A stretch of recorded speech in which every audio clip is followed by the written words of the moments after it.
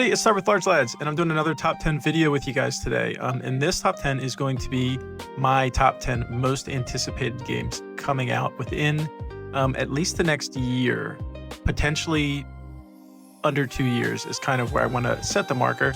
Some games won't be included that either don't have release dates or kind of assumed to be coming out really far in the future. And with all that being said, we can jump into this top 10. If you like the video, like, comment, subscribe, check out Winterreach Emporium, give it a wish list. And in the comments, if there's any games that I missed that you're really excited for and you think kind of fit the theme of the channel or you think that I might like, let me know in the comments. All right, we'll jump right into it. All right, guys, at number 10 is Subnautica 2. This game is, I played the first Subnautica. It's actually kind of scary. It's not really a game that I would have played by myself, but the big upside on this one is that it's going to be multiplayer. So you're going to get to explore a alien planet, swim around in the water with your buddies, and kind of have a lot of fun doing that. So there's new underwater biomes, alien threats, and deep survival and crafting. And this game is going to be coming out early access, which is kind of a downside. I don't really like the early access releases, but I think I actually might play this if all of the friends get on board. But this is a early access release in 2025, so it should have early access soon, unless they're going to end up delaying it. But that is the last thing that I heard. So that is Subnautica 2, is my number 10 on the list.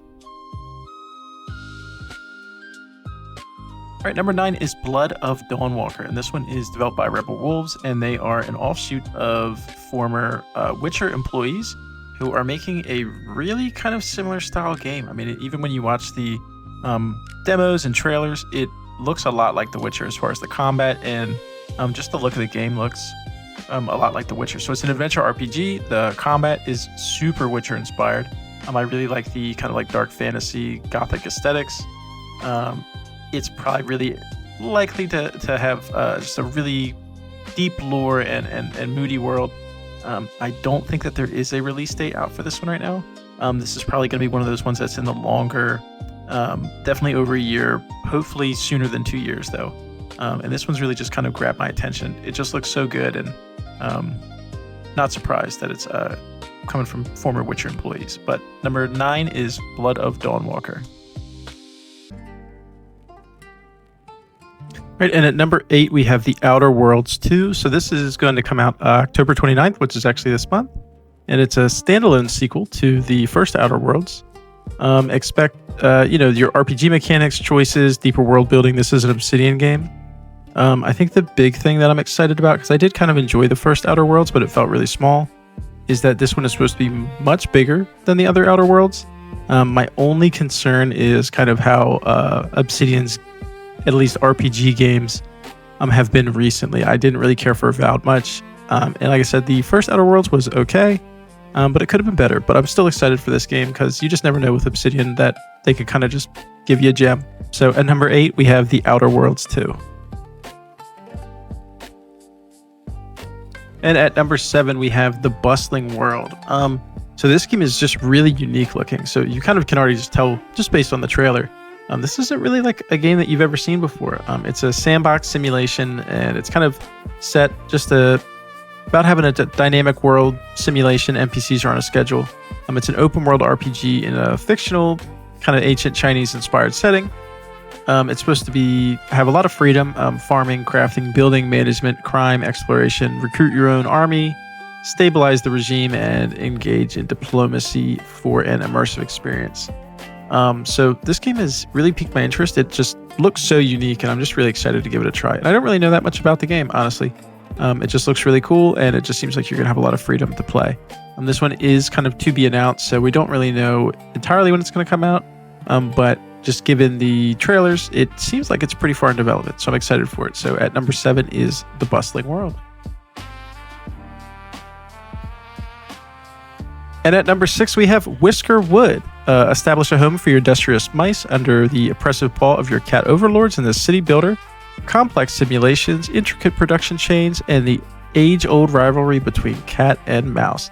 So this is kind of like a cozy life sim city builder. Emphasis is on exploration, crafting, and social systems.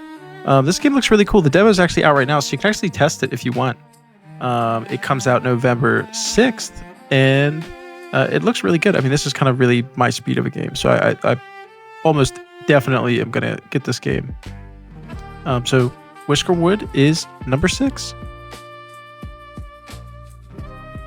All right, number 5 is Nova Roma. So this one is also definitely my speed. It's another city builder. This one is set in like a Roman classical setting, which I'm typically not a huge like Rome fan.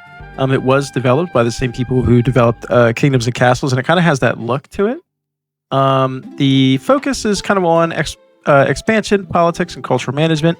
You'll see in the trailers that there is interactions with the gods and natural disasters that will happen to your city. It's really just a cool looking city builder, and for me it's really the aesthetic is kind of the coolest thing about this game.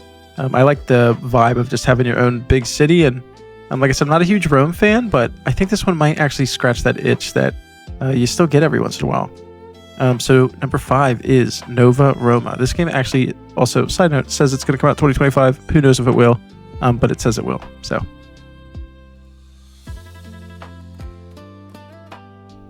all right, number 4 is Light No Fire. This one is kind of a weird one to be on my list, but this is like a giant open world from Hello Games. They made No Man's Sky. It's just an open world fantasy sandbox. It's kind of a survival game you can play with your friends, and it's kind of set on a giant procedurally generated Earth.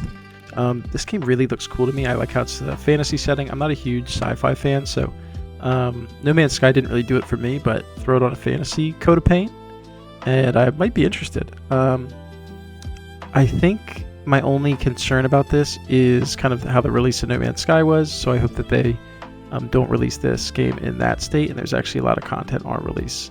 But this game looks really cool. So number 4 is Light No Fire. All right, number 3 is Arc 2, and this one might also be a weird one. For my channel, this isn't really like something that I showcase, and I don't really play survival games like this anymore. But I did play a ton of Ark Survival Evolved back in the day. I am really excited for this. It's a, like a survival multiplayer game with dinosaurs. Pretty cool. It's kind of random, but the multiplayer was really fun. The tribe system was really fun. There's not really a good release date for this, so who really knows when this will come out? I just have a lot of nostalgia, so I just really am anticipating this game coming out. It could be terrible, but let's hope it's not. Let's hope it's really fun. So number 3 is Arc 2. All right, and number 2 is The Witcher 4. So I kind of debated about putting some of these on the list because they don't really have a good release date, and who knows when they're going to come out. It's kind of why I actually didn't put... well, let me not actually put any spoilers. I didn't put something on my list because I don't really know anything about it. So, but we do know a little bit about this, so I felt like it qualified for the list. So this one you're just going to play as Ciri instead of Geralt. It looks awesome. It's going to be on Unreal. That's what I develop on. The graphics look awesome. I think there's going to be a lot to this game. If it's even as good as The Witcher 3, or close to as good as The Witcher 3, it's going to be an awesome game. Witcher 3 is one of my favorite games of all time, so I'm really excited for Witcher 4. And that is going to be number 2, is The Witcher 4. All right, and I had to do it. The honorable mention is Winterreach Emporium. So this is my game that I've been developing. It's a cozy management game. You're going to be a shopkeeper on a mountain range, and it's a ski shop simulator, and it's also in a fantasy world. So there's a lot going on. You manage your staff, you specialize your shop based on which fantasy races you want to work with the most. You got to respond to events and festivals. There's research trees, reputation systems, everything you could ask for in a management game. That's what we're developing. This game is coming out this winter. We're shooting for the December to January window. So that is Winterreach Emporium. Had to put it on the list. Sorry, guys. Shameless self-plug, but go wishlist it. Winterreach Emporium. All right, number 1. Hopefully you guys didn't just skip to this, but it is Europa Universalis 5. So if you pay attention to the channel, you know I love Paradox games. This one's huge for me. Europa Universalis 4 is one of my favorite games of all time. And the 5th one comes out on November 4th. And just the systems that are going to be implemented, the deeper population and economy systems, the trade systems totally revamped, the war systems. There's a new start year. It's 1337 now. I mean, this is awesome. I'm going to be playing this all November. I can't wait for this to come out. I will say about my list here, I left off Elder Scrolls 6 for obvious reasons because I don't know anything about it. So my number 1 is Europa Universalis 5. And with that being said, we're going to come to a conclusion for the video. So if you liked it, like, comment, subscribe. Let me know if you're excited for Europa Universalis 5 or anything on this list, especially if you're excited for Winterreach Emporium. So I appreciate you guys watching. Please like, comment, please subscribe. That's the best way to help the channel. And wishlisting games is the best way to help us directly. Yeah, and with that being said, I will kind of just let this trailer roll out. But Europa Universalis 5, if you have never played any of these Paradox games and you like grand strategy, check it out.